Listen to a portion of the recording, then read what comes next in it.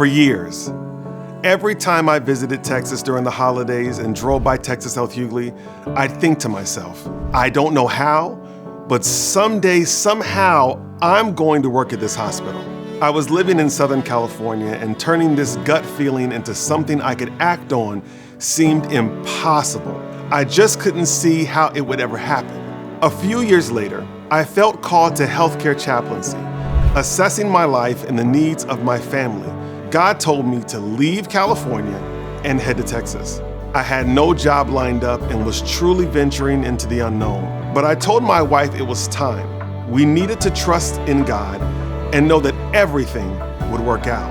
I was about to embark on a journey of faith. For months, I commuted between California and Texas, having faith that God was working several steps ahead of us. In the gospel, we see the story of Jesus preaching on a hill to a multitude of people. Looking at the large crowd, Jesus asked his disciples how they could feed them.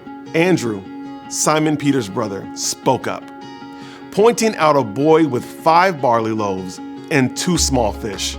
Andrew demonstrated a seed of faith by bringing this boy's offering, recognizing its potential and hoping Jesus could do something with it. That doesn't mean he didn't wonder how such a small offering could feed so many, but it reflects a faith that acts even when full understanding or certainty is lacking. Without hesitating, Jesus took the loaves and fish and gave thanks, and miraculously multiplied them to feed the entire crowd with 12 baskets of leftovers remaining. In this story, we see how Andrew's faith was stretched and ultimately strengthened after witnessing Jesus take a small offering and multiply it. He saw that Jesus could provide abundantly beyond what is visible or expected.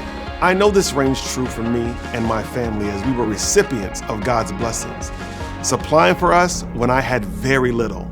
It was overwhelming seeing how everything aligned when he provided me with a position with Advent Health. When I felt like I didn't have enough to make such a big move, I discovered that God already provided for me. I just needed to step out in faith. God took care of me the same way he took care of the 5,000. Andrew gave, I gave, and he brought us along the way on the journey. Since then, he has continued to show how abundantly he provides when I don't limit my faith. I encourage you to take that leap and move just one step towards faith, because it is in those small and seemingly insignificant acts that Jesus shows us extraordinary outcomes, leading us to remain rooted in faith.